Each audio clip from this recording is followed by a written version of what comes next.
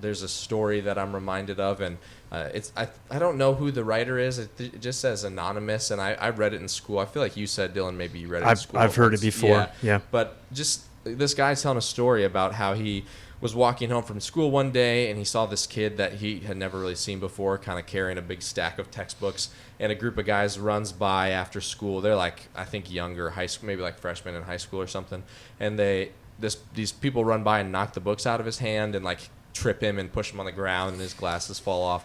And he goes over, and the kid is like kind of crying, but he stops and he helps him like pick his books up, and the kid just has this big grateful smile and says thank you. And so they're walking home, and he's helping this kid carry his books, and they're kind of getting to know each other. And he finds out that this guy's name is Kyle, and he invites Kyle to come hang out with him and his friends that weekend.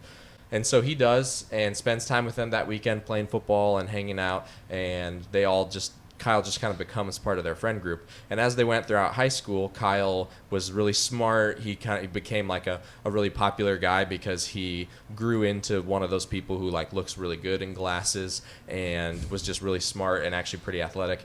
And so they get to graduation, and because Kyle's the valedictorian, he has to give the speech at graduation. And he starts off the speech and he says something like, this is the time when you're supposed to thank the people who helped you get through the tough times.